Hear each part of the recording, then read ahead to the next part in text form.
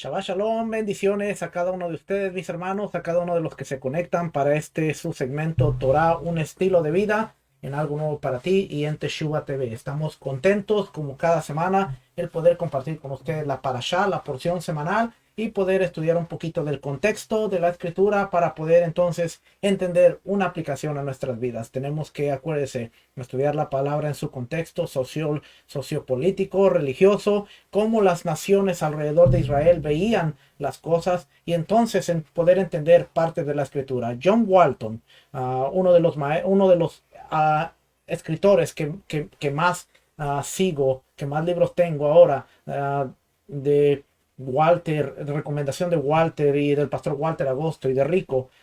Ellos fueron los que me ayudaron a llegar a entender un poquito a Walton. Dice una frase bien interesante. Dice, la Biblia fue escrita a nosotros, pero no para nosotros. Y usted me escucha decir esto cada semana, cada vez usted escucha a Walter, si usted sigue a Walter, a Rico, usted los va a escuchar decir lo mismo. ¿Por qué? Porque eso nos da a entender que aunque el mensaje de la Biblia es a nosotros, no fue escrito para nosotros y tenemos que entender su contexto cultural, tenemos que entender cómo la gente pensaba en ese entonces, cómo la gente veía las cosas para poder entonces entender un poquito la escritura.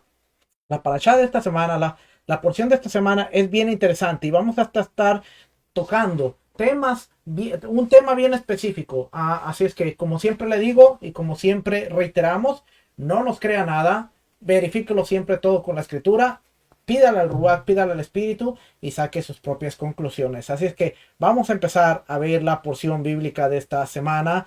Así es que la porción bíblica de esta semana es la parashá Shoftim. Shoftim, que quiere decir jueces, en una de las traducciones o uno de los significados de esta palabra, quiere decir jueces. Así es que vamos a ver que la porción de la Torah se encuentra en el libro de Devarim, el libro de Deuteronomio, capítulo 16, versículo 18 al capítulo 21, versículo 9. La porción, la Haftará, los profetas, los libros históricos, Isaías capítulo 51, versículo 12 al capítulo 52, versículo 12. Acuérdese, estamos en las 7 semanas de consolación, por lo cual estamos leyendo Isaías en el contexto de la consolación a Jerusalén y a Sion. Al Brit Hadashah tenemos a Mateo capítulo 3 versículo 1 al versículo 17. El Brit Hadashah son los evangelios, las cartas apostólicas, los escritos del primer siglo o el Nuevo Testamento, como algunos le conocen. Ahí está la cita, Mateo capítulo 3 versículo 1 al 17. Así es que vamos entonces a empezar. Vamos a dar gracias por el bendito regalo de la Torá y vamos a decir, bendigan a Yahweh, el que es bendito, bendito eres tú, Yahweh, bendigan a Yahweh, el que es bendito, bendito sea Yahweh, el que es bendito por siempre, bendito eres tú, Yahweh, nuestro Elohim, Rey del universo, que nos elegiste entre todos los pueblos y nos diste tu Torá, bendito eres tú, Yahweh, que nos das la Torá.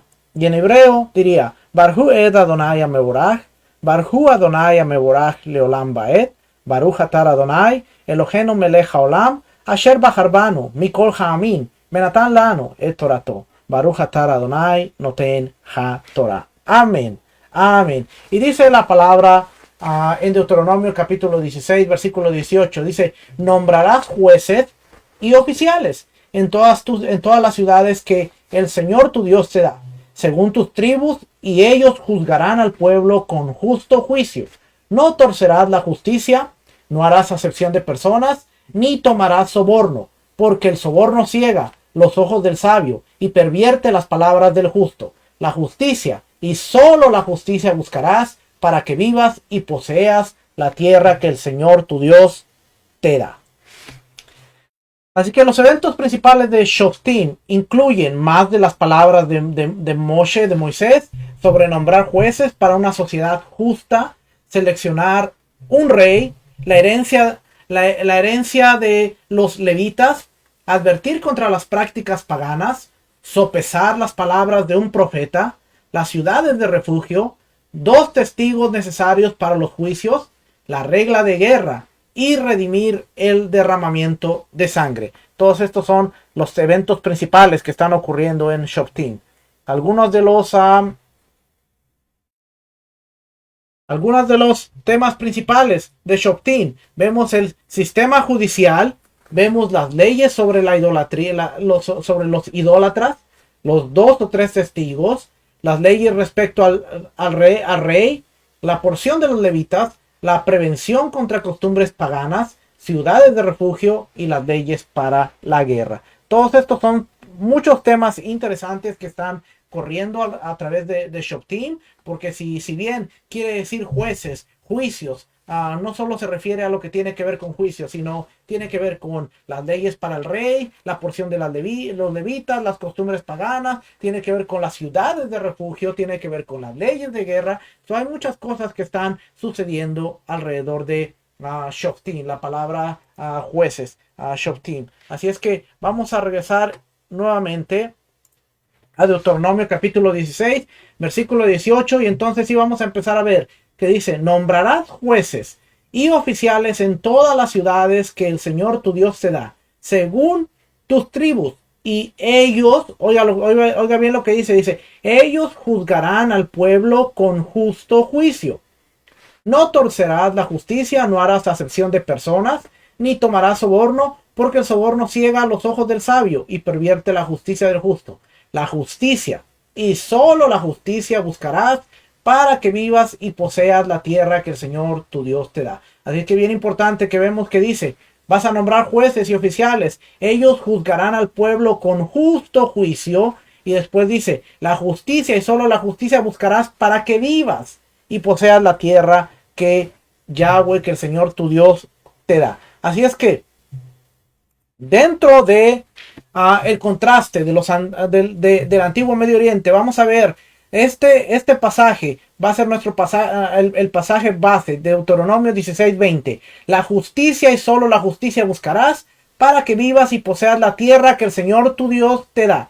Entonces, en las partes del tratado de soberanía vasallo, como siempre, cada semana lo hemos revisado. ¿Por qué? Porque nos hemos dado cuenta de que esto tiene que ver con un tratado de soberano vasallo, y vamos a estar viendo que las partes, ya hemos estado viendo Deuteronomio a través de soberano vasallo, y hemos visto el preámbulo, el prólogo histórico, las estipulaciones. Cada semana tratamos de ver dónde estamos parados. Bueno, esta semana seguimos viendo el tema de las estipulaciones.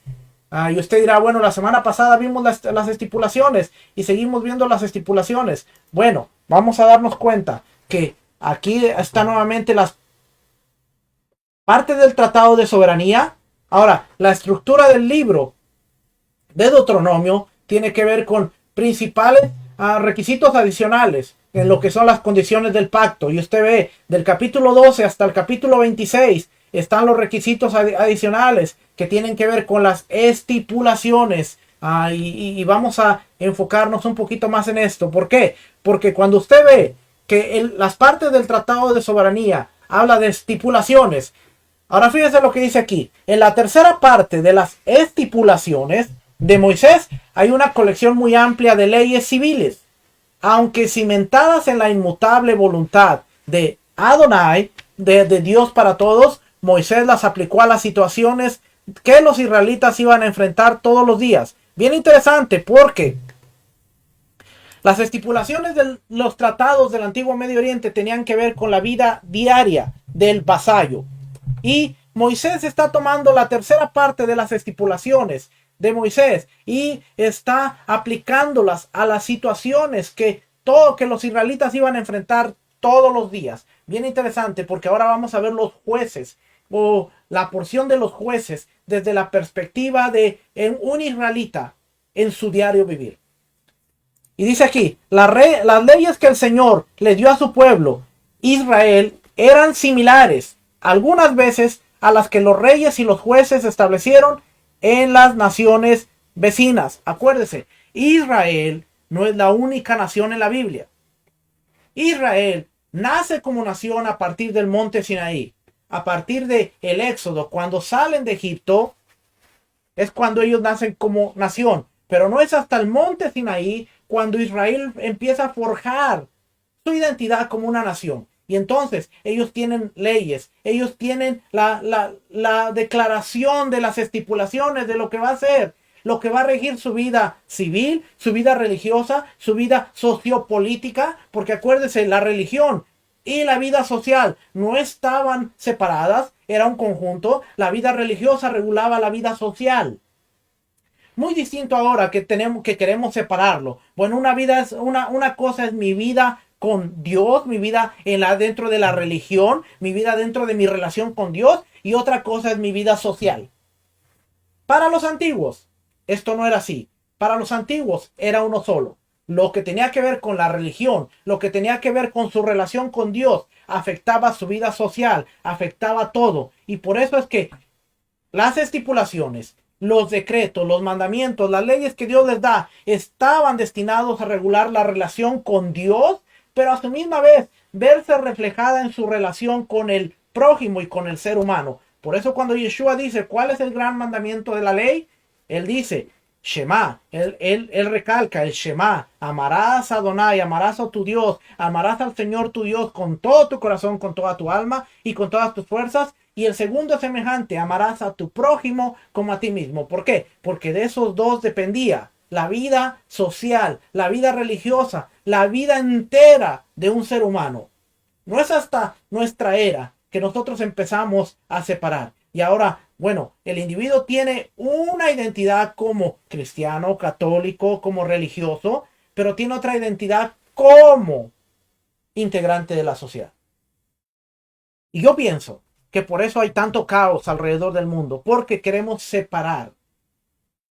Y a veces somos una cosa aquí y somos otra cosa en nuestro ámbito, cuando la realidad es que la relación que tenemos con Dios debería ser el reflejo que tengamos para con la sociedad. Y entonces veríamos unos individuos diferentes. Así es que, por eso dice aquí, las leyes que el Señor le dio a su pueblo Israel eran similares a algunas veces a las que los reyes y los jueces establecieron en las naciones vecinas. Bueno, vamos entonces a empezar a ver un poquito acerca de esto.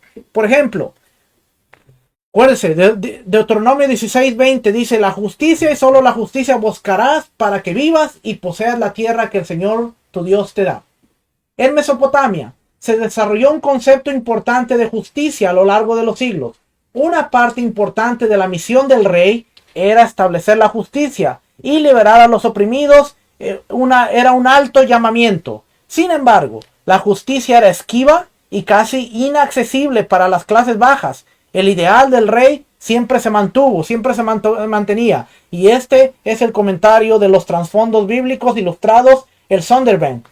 Este es el volumen 1, que es de Génesis, Éxodo, Levítico, Números, Deuteronomio, y usted lo puede encontrar, este comentario de aquí lo puede encontrar en la página 480-481. Acuérdese, este comentario está en inglés, no lo tengo aquí, pero lo tengo en Logos, el sistema de Biblia Logos, y usted lo puede encontrar ahí. Solo esta es una traducción. Y fíjese lo interesante que dice, en Mesopotamia se desarrolló un concepto importante de justicia, porque estamos hablando de justicia. A lo largo de los siglos, una parte importante de la misión del rey, el rey, su misión era establecer la justicia y liberar a los oprimidos, un alto llamamiento. Sin embargo, la justicia era esquiva y casi inaccesible para las clases bajas, porque el ideal del rey se mantuvo, a pesar de que había leyes y a pesar de que la justicia tenía que prevalecer en Mesopotamia, en Babilonia, en Asiria. El rey siempre disponía de su voluntad. Con Israel, aunque hubiera rey, sabemos que el rey sobre toda la nación siempre iba a ser el Todopoderoso. Y al rey se le llamaba el rey de Israel, pero se le llamaba el príncipe, porque la gente sabía que siempre estaba el rey soberano, el rey altísimo. Y aunque los reyes hicieron su voluntad, siempre el reproche venía porque la voluntad del rey no era como Israel estaba viviendo, y el reclamo de los profetas era siempre que se vean desviado de la voluntad del Todopoderoso. Entonces, para que usted vaya empezando a ver que va a haber un contraste y vamos a encontrar cosas interesantes cuando hablamos de la justicia. Dice aquí también del Sonderbank, se pusieron en marcha reformas sociales en Mesopotamia y Egipto para que se hiciera justicia, especialmente con respecto a los débiles de la sociedad. En Mesopotamia se promulgaron varios códigos, Ur-Nammu, del 264 al 246 antes de la era común, Lipid Ishtar, del 1875 al 1864,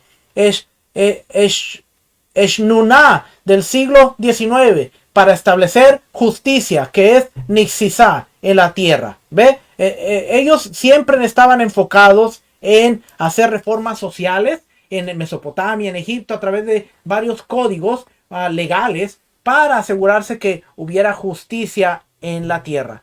Israel no era el único que proclamaba justicia, pero Israel era el único que siempre se enfocaba en los más pobres, los más necesitados, contrario a las otras naciones que aunque tenían códigos legales, aunque tenían leyes, siempre la voluntad del rey se imponía sobre cualquier cosa que estuviera establecida.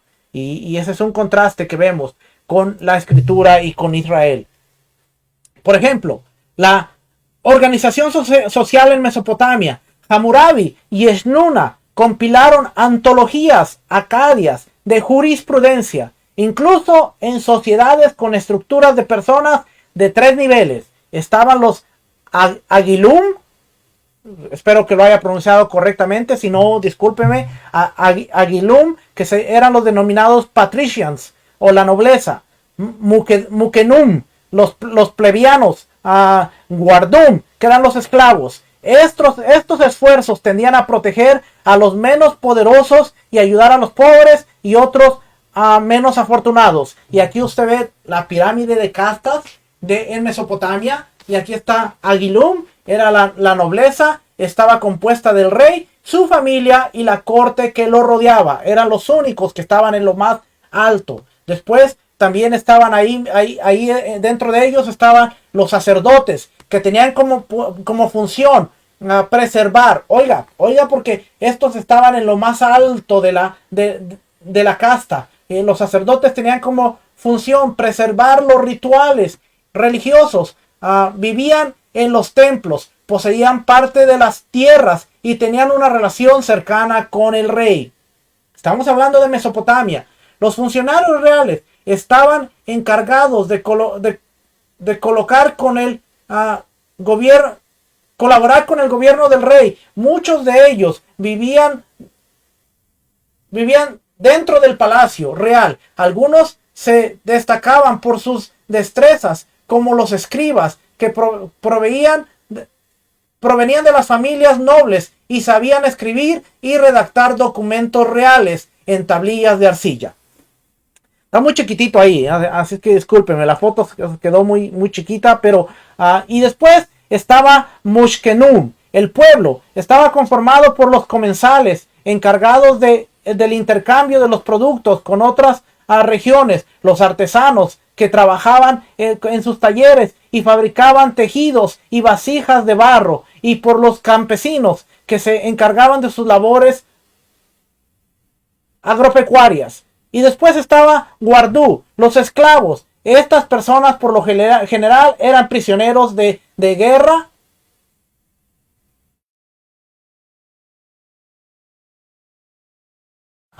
Me cuesta trabajo ver esa partecita de ahí. Obligados, de guerra, obligados a trabajos en las grandes obras de ingeniería. Este grupo se encontraban también los... No puedo ver. No puedo ver. Vamos a hacer algo. Mire, estoy en vivo. Yo sé que estoy en vivo, pero... Estoy en vivo, pero... No puedo ver. Y como no puedo ver, voy a hacer algo aquí. Deme un momentito. Usted, discúlpeme. Usted tranquilo, que yo estoy por aquí de lo más relax, porque esto es importante. Y ahora, ahora,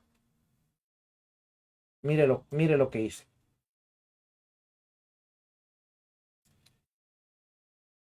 Ahora vamos a ver dónde estamos.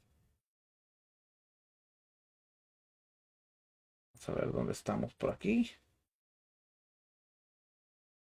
Ahora, ahí lo tiene. Ahora sí. ¡Wow! Me estaba comiendo los ojos. Aquí está. Entonces, Aguilum, la nobleza, estaba compuesta por el rey, su familia y la corte que lo rodeaba. Mire qué diferencia leer esto. A los sacerdotes tenían como función preservar los rituales religiosos, vivían en los templos, poseían parte de las tierras y tenían una relación cercana con el rey. Estaban los funcionarios reales, estaban encargados de colaborar con el gobierno del rey. Muchos de ellos vivían dentro del palacio real. Algunos destacaban por sus destrezas, como los escribas, que proveían de familias nobles y sabían escribir y redactar documentos reales en tablillas de arcilla. Estaban los mushkenum. El pueblo estaba conformado por los comerciantes encargados del intercambio de productos con otras regiones, los artesanos que trabajaban en sus talleres y fabricaban tejidos y vasijas de barro, y por los campesinos que se encargaban de las labores agropecuarias. Wow, hice bastante buen trabajo leyendo estas palabras chiquititas. Y luego guardú, los esclavos. Estas personas por lo general eran prisioneros de guerra obligados a trabajar en las grandes obras de ingeniería. Este grupo se encontraba también los meshkin, antiguos esclavos que habían comprado su libertad y a quienes se le consideraba hombres insignificantes. Ahí tiene usted, para que vea. Esta era la organización social en Mesopotamia. ¿Por qué es interesante? Porque Hammurabi y Eshnuna compilaron antologías acadias de jurisprudencia, incluso en sociedades con estructuras de personas de 3 niveles, Agilum, Mukenum y Guardum. Estos esfuerzos tendían a proteger a los menos poderosos y ayudar a los pobres y menos afortunados. Esta actividad socioteológica fue para permitir que los sirvientes de los reyes sirvieran a los dioses adecuadamente. Los reyes podían emitir proclamaciones especiales de misericordia según fuera necesario. Y otra vez, esto es comentario de los trasfondos bíblicos ilustrados de Zondervan, el Antiguo Testamento, la página 480 y 481. ¿Por qué es importante esto? Porque, como es evidente, en el prefacio al Código de Hammurabi de 1750 antes de la Era Común y las declaraciones del campesino elocuente en la literatura de sabiduría egipcia del 2100 antes de la Era Común, se esperaba que quienes estaban en autoridad protegieran los derechos del pobre y débil en la sociedad. De los reyes, funcionarios y magistrados locales se requería verdadera justicia. Esto de aquí, esto es del comentario del contexto cultural de la Biblia del Antiguo Testamento de John Walton. Este no es el Zondervan, pero es el comentario del contexto cultural. Y aquí usted ve otra pirámide que me encontré por ahí. Estaban los esclavos, los mushkenum y los agilum, que eran los de la corte real. Para que usted vea que había castas, que aunque se pretendía que hubiera justicia, pero dentro de la justicia había una casta social y cada grupo tenía su lugar. Y podemos ver la pirámide en Israel. El padre dice, no, vas a hacer justicia y no te va a importar si es un noble o si es un esclavo, tú vas a hacer justicia. No vas a aceptar soborno. Los jueces se van a encargar de aplicar la justicia equitativamente, porque no estamos como las naciones. ¿Ve? Hay un contraste alrededor de todas estas naciones. ¿Qué más podemos encontrar aquí? Vamos a ver algo interesante, porque después vemos que Levítico 19:15 dice: no harás injusticia en el juicio, ni favoreciendo al pobre, ni complaciendo al grande. Con justicia juzgarás a tu prójimo. ¿Ve? En Israel no existe ninguna pirámide, no existen los lugares de prestigio. Tú no harás injusticia en el juicio, no vas a favorecer al pobre, ni complaciendo al grande. Con justicia juzgarás a tu prójimo. Levítico 19:15, serás justo. De hecho, el tema del mundo, patas arriba, que se encuentra en el libro de los jueces y en la literatura profética, que encontramos, por ejemplo, en Isaías capítulo 1, versículo 23, cuando dice: tus príncipes, prevaricadores y compañeros de ladrones, todos aman el soborno y van tras la recompensa, no hacen justicia al huérfano, ni llega a ellos la causa de la viuda. Isaías nos está describiendo una sociedad en la que había leyes que eran declaradas, pero ignoradas. Y atención, porque Deuteronomio, Moisés le está hablando al pueblo y le está diciendo, tienen que hacer justicia, tienen que hacer justo juicio. Pero unos años más adelante, a través del libro de los jueces y en la temporada ya de la monarquía, de los reyes, viene el profeta Isaías y él está reprochándole al pueblo en el versículo 23 y dice, tus príncipes, o sea, tus reyes, tus príncipes, prevaricadores y compañeros de ladrones, todos aman el soborno. ¿Y qué nos dice el versículo 19 de Deuteronomio? No aceptes soborno. Déjeme se lo pongo por aquí. Deuteronomio, porque es bien interesante que nosotros vemos aquí Deuteronomio 16, 19. 16, 19. Fíjese lo que dice aquí. Le voy a poner la Biblia. Aquí, 16, 19. No tuerzas el derecho. No tuerzas el derecho. No hagas acepción de personas. Ahí lo tiene, mire. No tuerzas derecho, no hagas acepción de personas, ni tomes soborno, porque el soborno ciega los ojos de los sabios y pervierte las palabras de los justos. ¿Ve? No tuerzas el derecho, no hagas acepción de personas, no tomes soborno. Bien interesante, porque dice, no hagas acepción de personas, no, ni tomes soborno. ¿Y qué encontramos? En Isaías capítulo 21, versículo 23, tus príncipes y tus prevaricadores y compañeros de ladrones, todos aman el soborno y van tras recompensas, no hacen justicia al huérfano, ni llega a la causa de la viuda. O sea que ellos están describiendo una sociedad en que las leyes son declaradas, pero son ignoradas. Wow. En Egipto, el rey o el faraón también mantenía el Ma'at, que es el orden. El concepto de Ma'at es orden, el orden y la justicia. El visir, el segundo al mando y su secretario debían asegurarse de que se llevara a cabo la rectitud. Este tema se traslada al Reino Nuevo y más allá, del año 1570 al 1070 antes de la era común. Incluso en los caóticos periodos intermedios, el intento de preservar la justicia fue importante. Y ojo, porque aquí vemos algo interesante. Vemos que en Egipto había una pirámide que era un poquito más grande que la de Mesopotamia, porque en la de Mesopotamia prácticamente había 3 niveles. En la de Egipto hay muchos más niveles y vemos que está Faraón en lo más alto, los nobles, sacerdotes y altos funcionarios.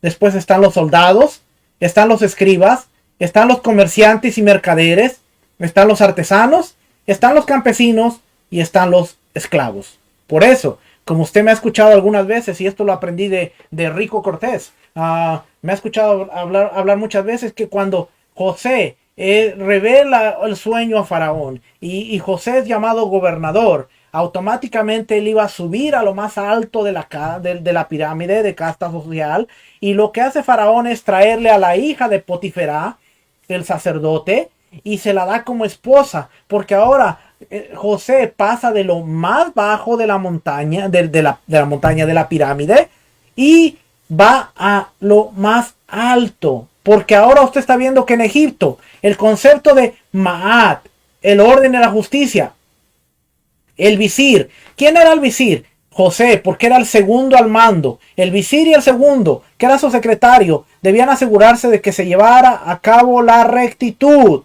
Cuando usted ve la función de José como gobernador de Egipto, usted se va a dar cuenta que está en el concepto de traer justicia, de hacer juicio justo. Y le dice, toda la tierra de Egipto está sobre ti, solamente yo estoy encima de ti.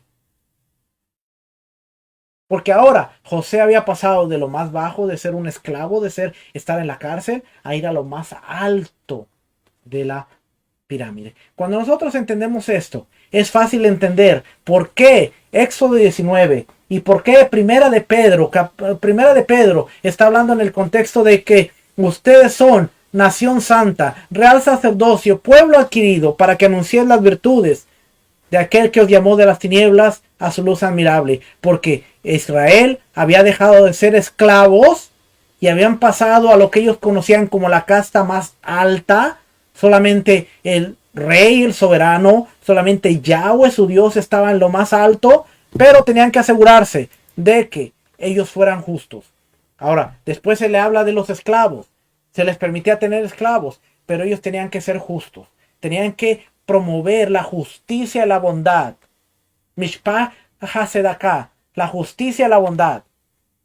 ¿Y qué vemos? En Primera de Isaías, capítulo 1, Isaías capítulo 1, versículo 23, que el profeta le está diciendo: tus príncipes, robadores, estafadores, todos aman el soborno y se han olvidado de las viudas, no atienden sus llamados.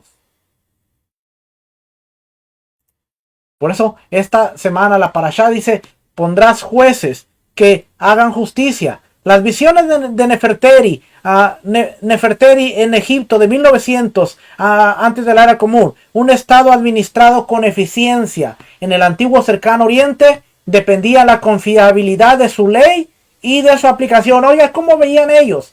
Porque un estado administrado con eficiencia en el antiguo cercano oriente dependía de la confiabilidad de la ley y de su aplicación. Para este fin, todo estado organizado creaba un equipo de jueces y funcionarios locales que trataban los casos civiles y criminales. Su función era la de escuchar los testimonios, investigar las acusaciones y evaluar la evidencia y luego ejecutar el juicio, detallado en las leyes de Asiria Media y el código de Hammurabi.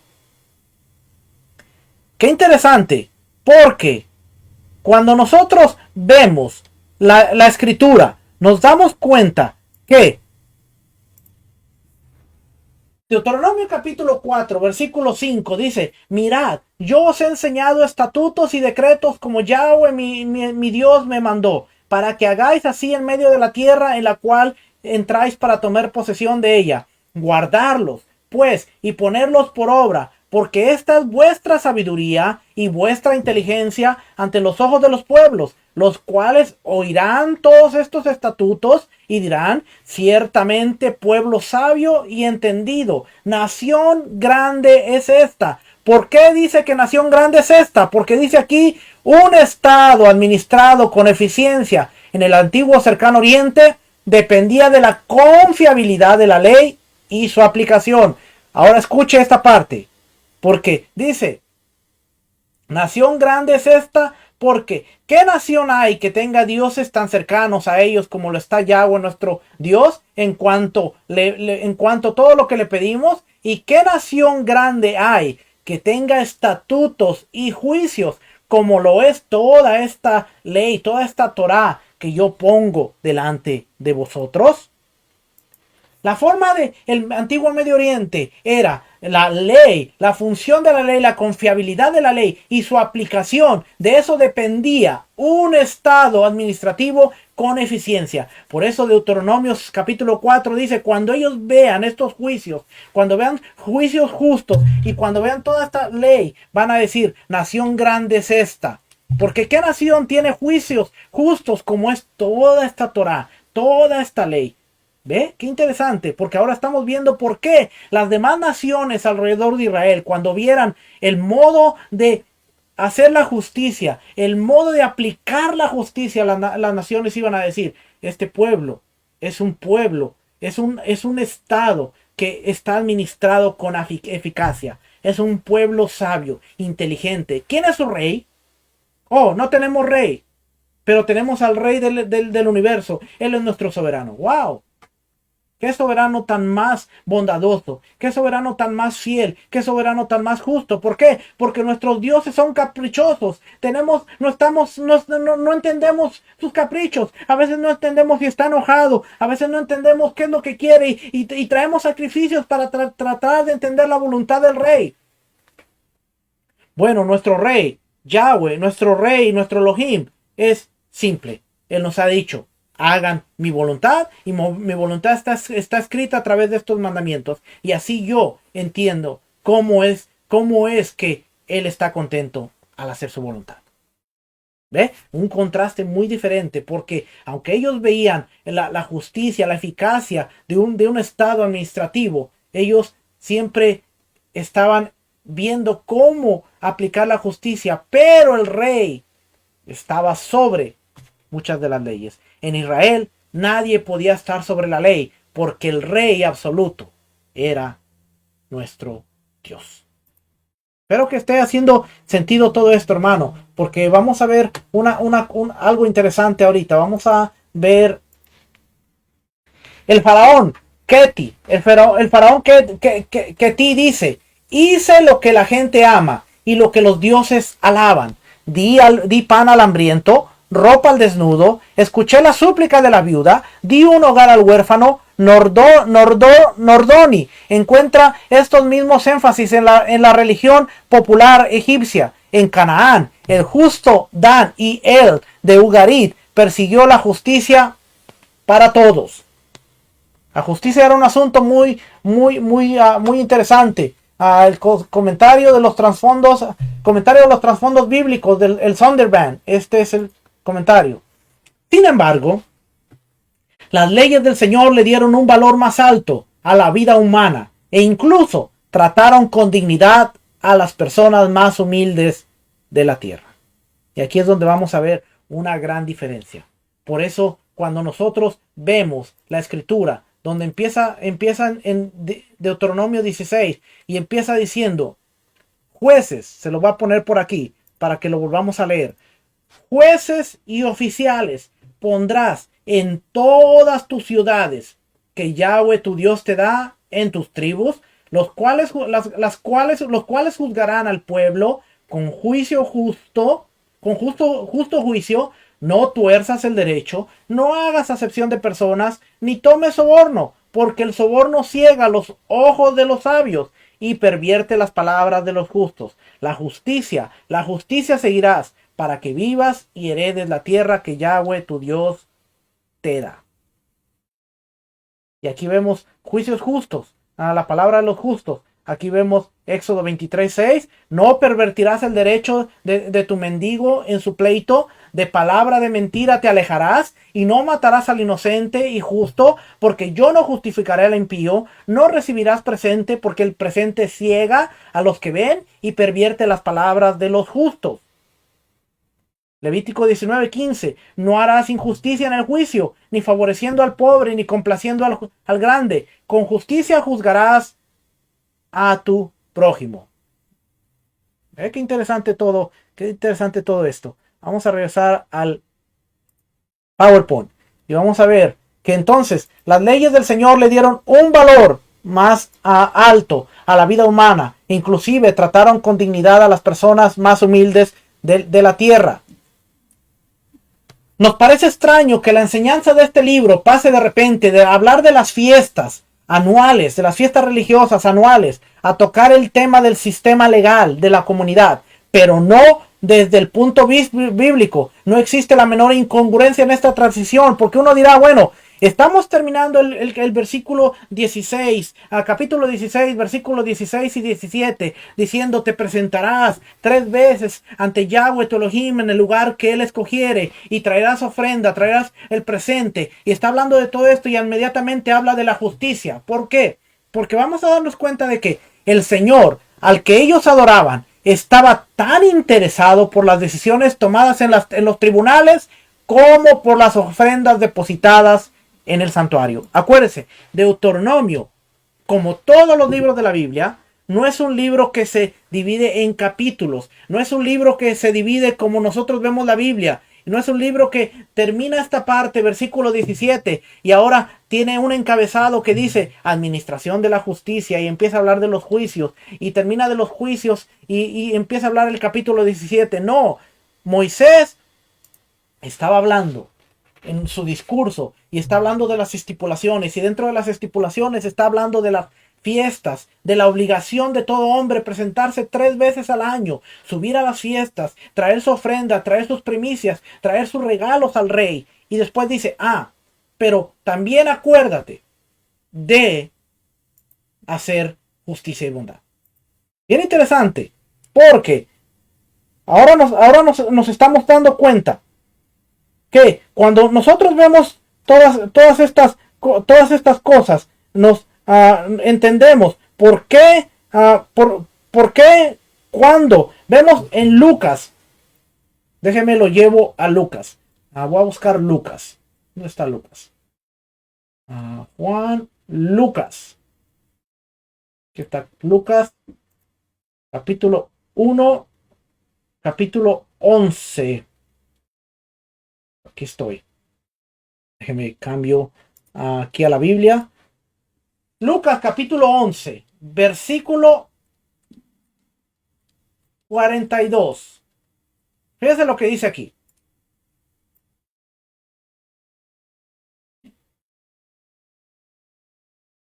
Lo voy a subrayar para que lo podamos ver bien. Lucas 11:42 dice: Mas ay de vosotros, fariseos, que diezmas la menta y la ruda y toda hortaliza. Levítico, y aquí nos hace una referencia y nos está llevando a Levítico 20:30. Y el diezmo de la tierra, así de la simiente de la tierra como el fruto de los árboles de Yahweh es cosa dedicada. ¿Ve? Estaban cumpliendo un mandamiento. Y pasáis por alto la justicia y el amor de Elohim, de Dios. Esto os era necesario hacer sin dejar de hacer aquello. Fíjense lo que Yeshua, nuestro Mesías, está diciendo. Dice, ustedes están cumpliendo el mandamiento, porque Levítico 27 lo dice. Ustedes ofrendan la menta, la ruda y toda la hortaliza, pero están pasando por alto la justicia y el amor de Dios. ¿Era necesario diezmar sin dejar de hacer la justicia? ¿Era necesario la justicia? ¿Era necesario el amor sin dejar de diezmar? Era necesario diezmar sin dejar de hacer la justicia y el amor. ¿Por qué? Porque entonces ahora entendemos que Deuteronomio capítulo 16 está hablando de las fiestas, las primicias y venir a presentar regalo delante del rey, pero inmediatamente está hablando de los juicios. Porque al Señor, al que ellos adoraban, estaba tan interesado por las decisiones tomadas en los tribunales como por las ofrendas depositadas en el santuario. Los 10 mandamientos anticipan las ofensas sociales, el asesinato, el hurto, el adulterio y la consiguiente necesidad de procesos legales que sean justos y rectos. No hablarás falso testimonio contra tu prójimo. Dentro de la sociedad israelita, los llamados a administrar la ley tenían una función tanto espiritual como moral. Un sistema legal corrupto resultaría aborrecible para un Dios que ama la verdad y la justicia. Interesante. Los jueces y oficiales tendrían una sede local en todas tus ciudades, donde el pueblo pudiera acceder a ellos en momentos de presiones inesperadas o necesidades urgentes. Su labor debía estar distribuida por las distintas tribus, de modo que cada comunidad dispusiera de la ayuda legal pertinente.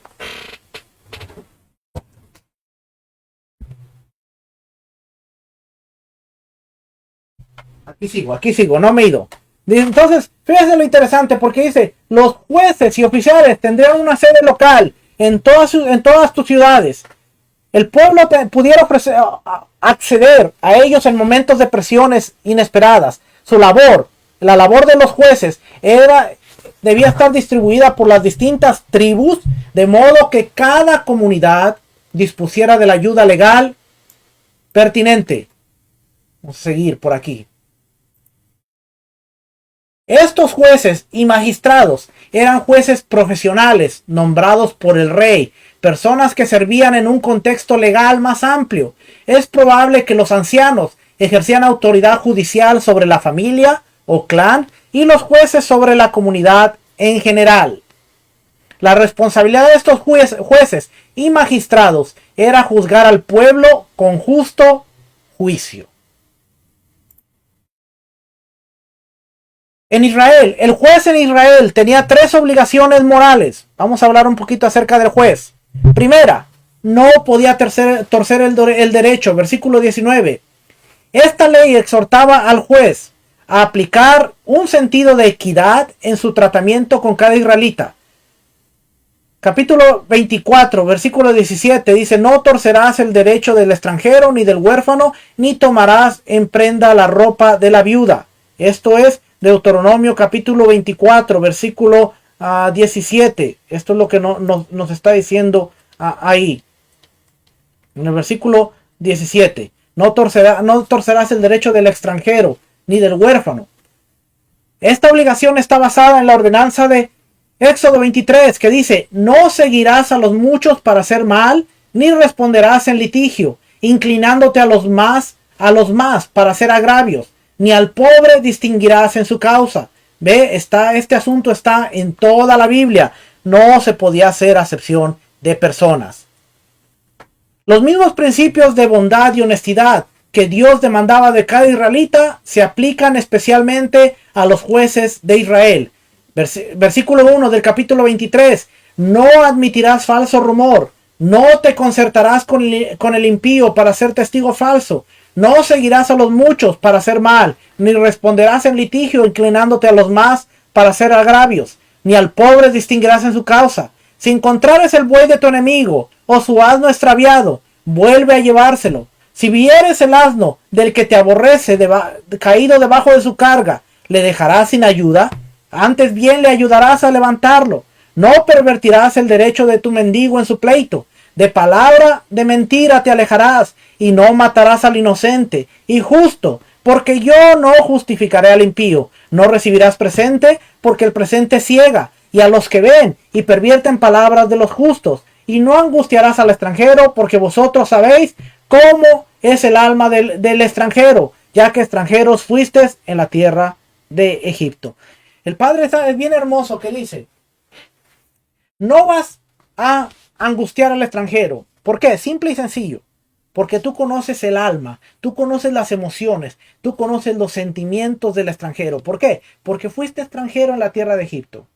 Tú sabes lo que es estar del otro lado de la cerca. Así que ahora, ponte en lugar del extranjero. Medita qué es lo que se siente estar de aquel lado.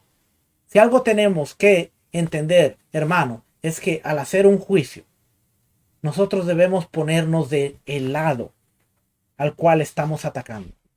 Y yo le aseguro una cosa: vamos a ser mejores siempre y cuando tengamos la empatía de decir: wow, eso es verdad, yo estoy actuando demasiado mal. Porque la verdad, hermano, tenemos mucho por aprender y muchas cosas por corregir. El que cree saber algo, hermano, todavía no sabe nada.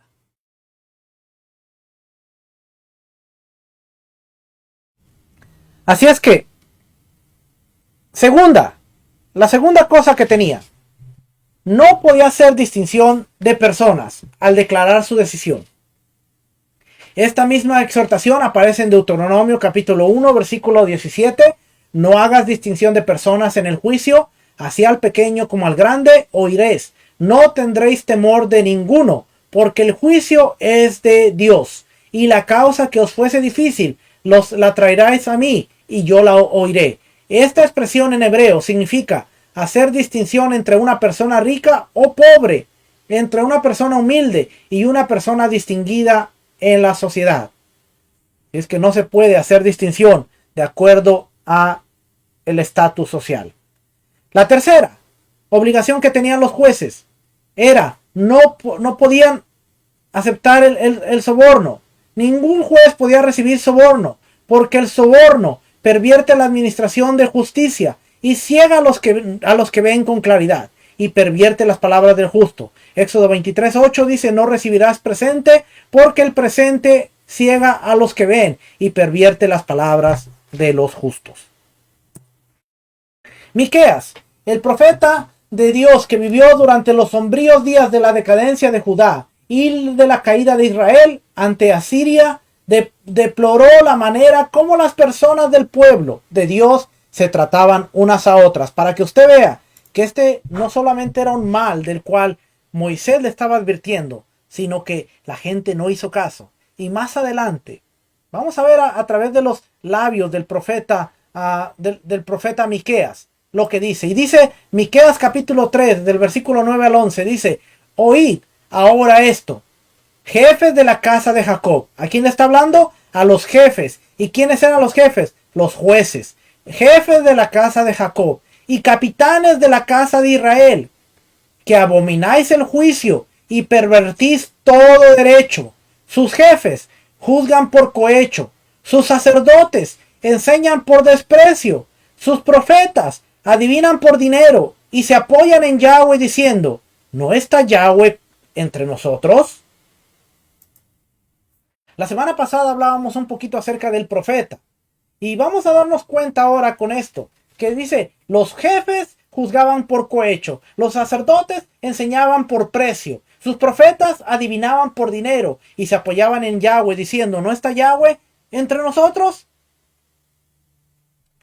Muy acertado a lo que normalmente a veces vemos de: te doy una palabra, pero siémbrala, trae tu semilla y siémbrala. Ahora, no todos los profetas son así, y no estoy dirigiéndome a un grupo en particular, pero para que veamos que esto que vemos hoy en el 2021 no es nada nuevo. Aún sucedió en los profetas de Dios, muchos de los profetas que eran de Dios, muchos de los profetas que se levantaban en los tiempos antiguos, en los tiempos de Israel. Los sacerdotes, aún dice, ellos enseñaban por precio.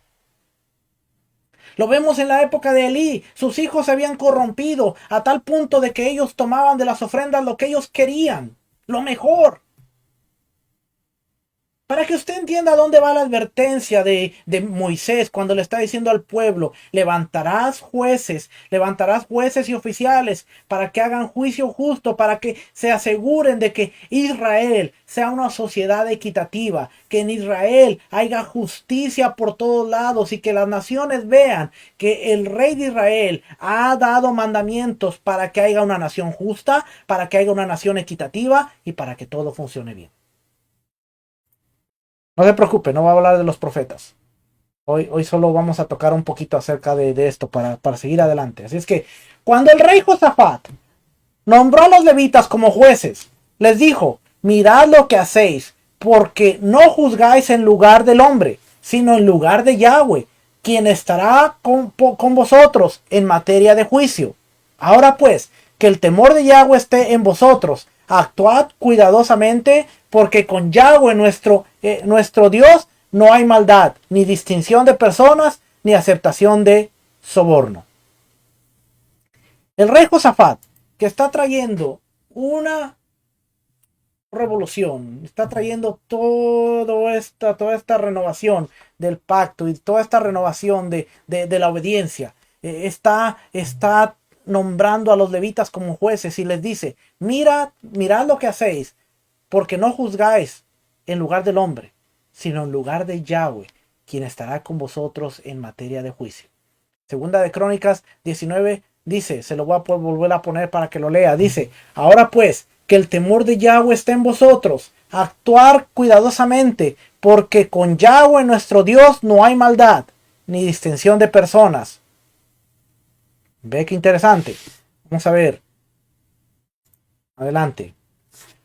Los profetas de Israel condenaron el soborno recibido por los jueces. Isaías capítulo 1 versículo 23, ya lo leímos, dice: tus príncipes, prevaricadores y compañeros de ladrones todos aman el soborno y van tras la recompensa, no hacen justicia al huérfano, ni llega a ellos la causa de la viuda.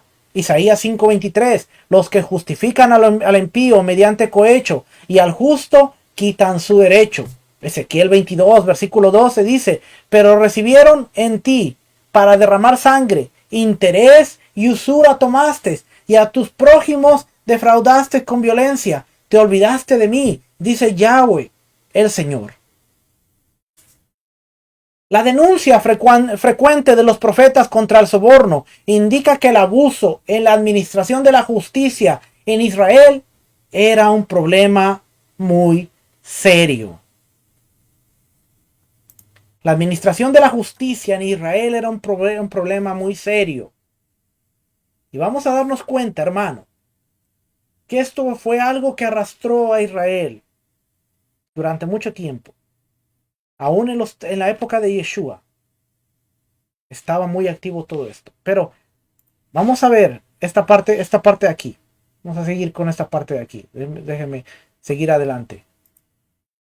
Si no, me pasa el tiempo. Oiga aquí. Oiga lo que dice aquí.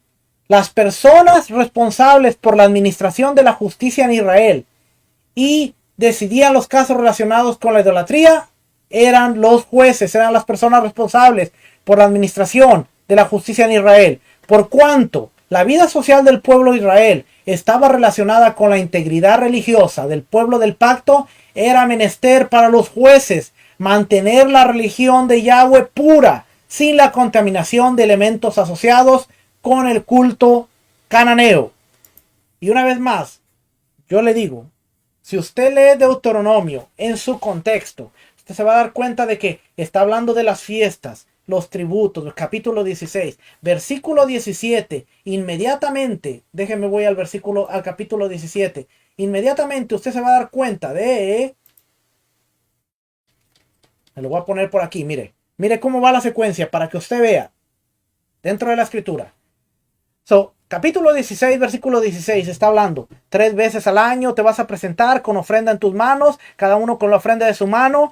Versículo 18, la administración de la justicia, no hacer soborno, no a pervertir las palabras de los justos. Y empieza inmediatamente en el versículo 21, no plantarás árbol para cera cerca del altar de Yahweh tu Dios, que te habrás hecho, no levantarás estatua para aborrecer a tu Elohim, a Yahweh tu Elohim, no ofrecerás sacrificio a Yahweh tu Elohim, buey o cordero en el cual haya falta alguna cosa mala. Y después empieza a hablar que si se encontrara en tus ciudades hombre o mujer que haya hecho mal ante los ojos de Yahweh, traspasando su pacto, que hubiera servido a dioses ajenos, que se hubiera inclinado a ellos, al sol, a la luna. Ve cómo está Moisés hablando, porque todo está relacionado. ¿Por qué? Porque el Padre,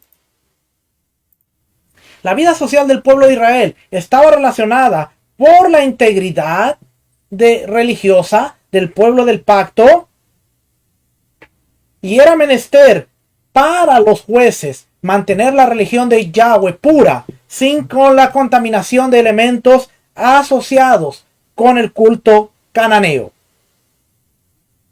¿Ve? Qué interesante.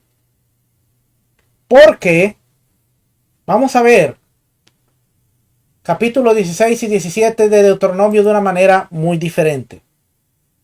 Casi 2 capítulos enteros del libro se dedican a 4 importantes roles de liderazgo dentro de la vida del pueblo. Era importante mantener la religión pura, era importante mantener la forma de relacionarse con Dios, pero la justicia, y eso conllevaba a 4 personas importantes, 4 roles dentro del liderazgo, y tenía que ver los jueces, capítulo 16 de Deuteronomio hasta el capítulo 17 versículo 3, tenía que ver con los reyes, capítulo 17 del versículo 14 al 20, tenía que ver con los sacerdotes, capítulo 18 versículo 1 al 14, y tenía que ver con los profetas, capítulo 18 del versículo 15 al 22. Hermano, si nosotros vemos todas estas 4 cosas, nos vamos a dar cuenta de que los jueces, los reyes, los sacerdotes y los profetas eran un equivalente en roles y funciones a lo que hoy vemos en el libro de Efesios, de que decimos pastores, evangelistas, maestros, profetas y apóstoles, que no son en sí ministerios solitarios, sino que son funciones y roles para, Efesios 4 dice bien claro, para la edificación del cuerpo del Mesías. Así como vemos nosotros Efesios. Bueno, en el antiguo Israel había jueces, reyes, sacerdotes y profetas. Y todos estos 4 tenían que trabajar para que el pueblo de Israel fuera un pueblo justo, que caminara en justicia y mantuviera la alianza sin mancha y sin contaminación. Los 4 líderes recibieron funciones, o los 4 roles de los líderes recibieron funciones distintas dentro de la comunidad del pacto. Lo ideal era que los jueces funcionaran como administradores del pacto.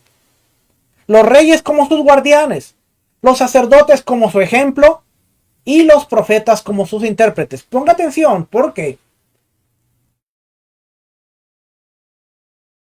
vemos el contraste con las otras naciones y ahora vemos que el Padre dice, no, no, va a haber jueces. Los jueces van a ser los levitas, los sacerdotes van a ser los levitas, los jueces.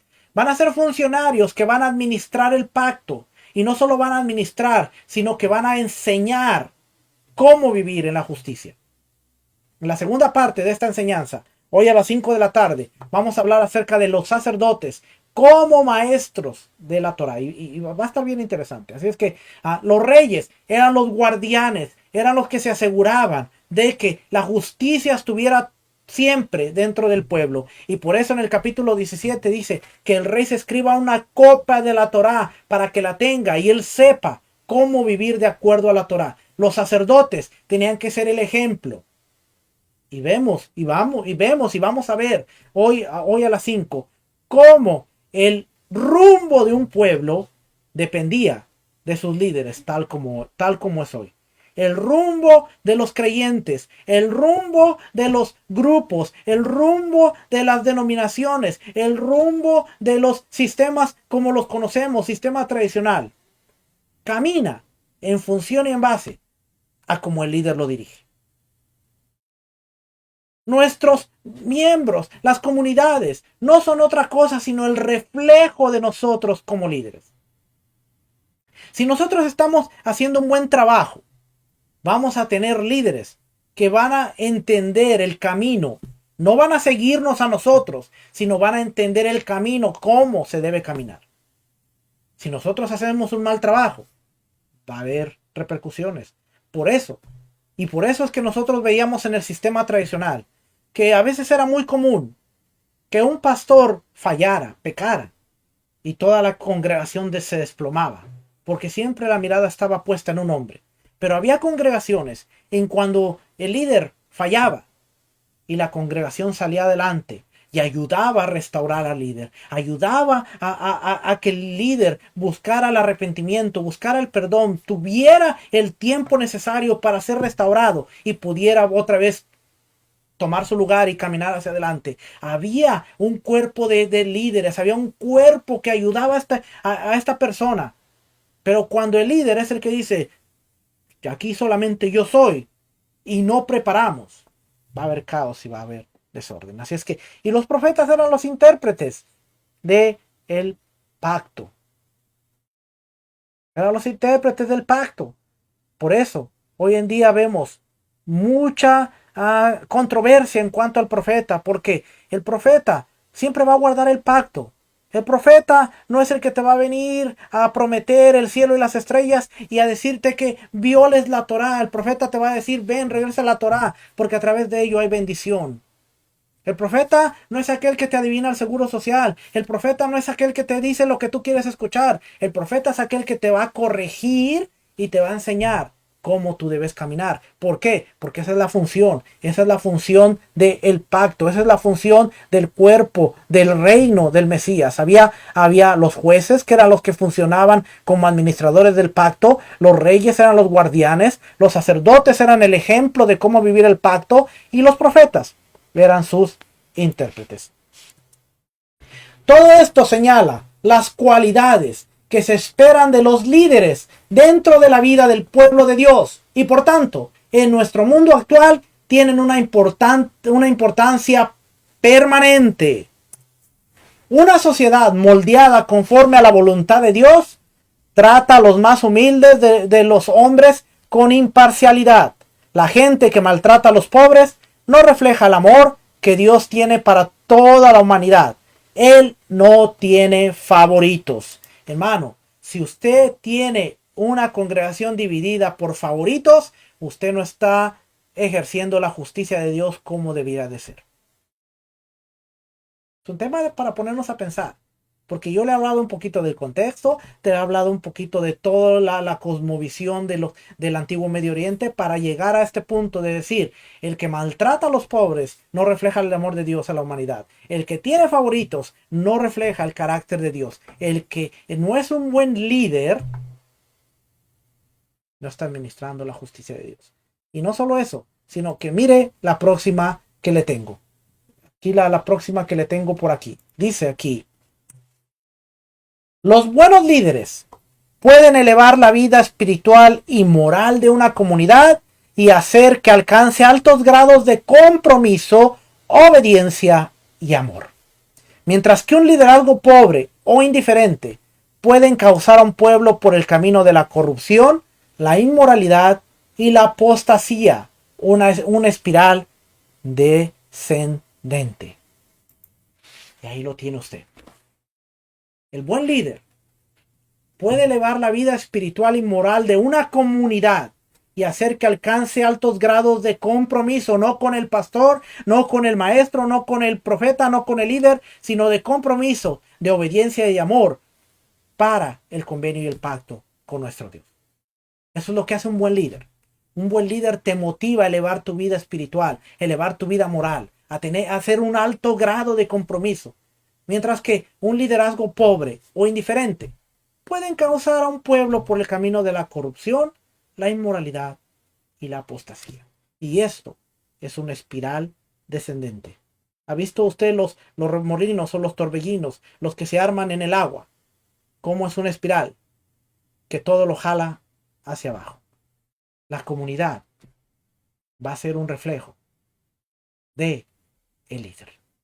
Y por eso dice: pondrás jueces en todas sus ciudades, para que en todas las ciudades que Dios te dará, en las ciudades que Yahweh tu Dios te da, las cuales juzgarán al pueblo con justo juicio, jueces y oficiales, líderes que guían el pueblo en rectitud y en justicia. Y nuevamente le voy a poner esta, porque dice aquí: los buenos líderes pueden elevar la vida espiritual y moral de una comunidad y hacer que alcance altos grados de compromiso, obediencia y amor. Mientras que un liderazgo pobre o indiferente puede encauzar a un pueblo por el camino de la corrupción, la inmoralidad y la apostasía, que es una espiral descendente.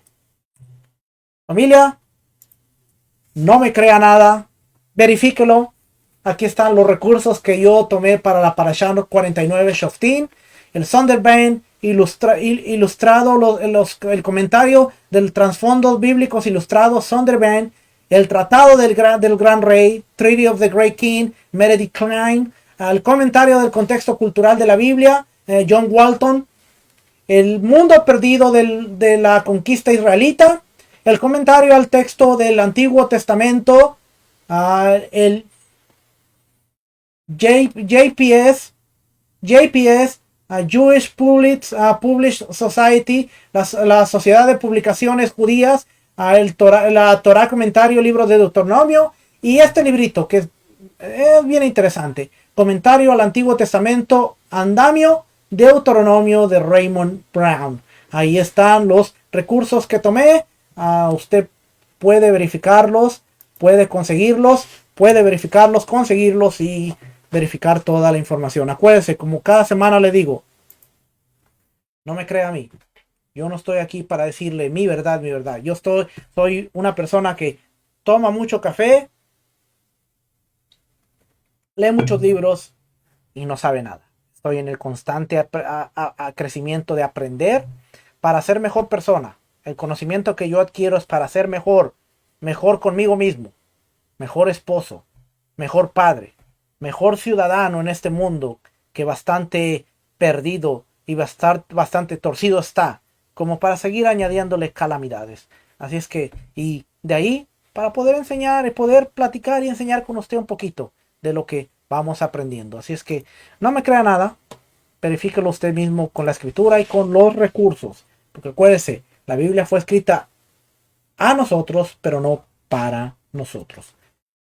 Vamos a dar gracias y decimos: Baruch atah Adonai, Eloheinu melech haolam, asher natan lanu et torato, Torah emet, bechaye olam natan betohenu. Baruch atah Adonai noten ha-Torah. Bendito eres tú, Adonai, eterno Elohim nuestro y Rey del universo, que nos has dado la Torah de la verdad y vida eterna has implantado dentro de nosotros. Bendito eres tú, Adonai, dador de la Torah.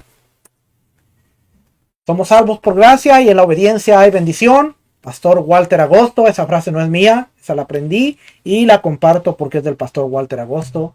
Y la frase de mi maestro Rico Cortés: no crea todo, verifíquelo siempre usted mismo, y usted puede encontrar excelentes recursos en Teshua TV, wisdomentora.com, sabidurialatorah.com, tesorosdeltemplo.com y walteragosto.org. Esta fue la Parashá Shoftim, jueces. Shawatov, familia, que tenga un excelente fin de semana. Nos estaremos viendo hoy a las 5. Vamos a hablar de la función. Hoy vimos jueces, sacerdotes, reyes y profetas. La semana pasada hablamos un poquito del profeta en el contexto, aunque yo sé que para muchos no fue nada placentero. Hoy a las 5 vamos a hablar acerca del sacerdote. ¿Ok? Y espero que usted se goce. Familia, ya hablamos de jueces, hablamos de profetas, vamos a hablar de sacerdotes, y el próximo año hablaremos de los reyes. O más adelante vamos a hablar de los reyes. Familia, hoy a las 5 tenemos la segunda parte de la porción en la Asamblea Profética Berea. Mañana tenemos o a las 7 tenemos el último capítulo de el cristianismo a través de la historia, el capítulo número 30, video número 30, así es que por ahí, si usted quiere verlo, a las 7 de la noche. Mañana tenemos el blueprint de la Torá, mañana domingo el blueprint de la Torá con mi hermano Javes Figueroa y con el Moré Edgar Hernández. Le quiero mostrar porque aquí está. Porque vamos a estar hablando acerca de este documento que se llama el tiempo de la línea bíblica. El tiempo de la línea bíblica. Esto lo que vamos a estar hablando con el Moré. Este es un documento que él hizo. Él escribió todo esto, y como usted puede ver, es sumamente interesante este documento. Tiene mucha información para entender la línea de tiempo bíblica. Usted lo puede conseguir en el ministerio de nuestro maestro Joseph Good, Activa Ministries, y usted puede conseguirlo ahí para que lo tenga a mano, ya que el día de mañana vamos a estar, bueno, ya no le va a llegar mañana, pero para que más adelante usted lo pueda tener. Y el mañana domingo a las 7 de la noche, el blueprint de la Torá con el Moré Edgar Ramos. Familia, esto ha sido Torá, un estilo de vida. Acuérdese, la Torá no es un movimiento más. La Torá no es algo que se le mete a la cabeza a la gente. La Torá son las instrucciones del rey para enseñarnos a vivir, para enseñarnos cómo ser un buen hombre, una buena mujer, un buen esposo, una buena esposa, y para saber cómo agradar al rey todopoderoso. Familia, que el Eterno les bendiga, que el Eterno los guarde. Nos estaremos viendo en la próxima ocasión. Shalom, bendiciones.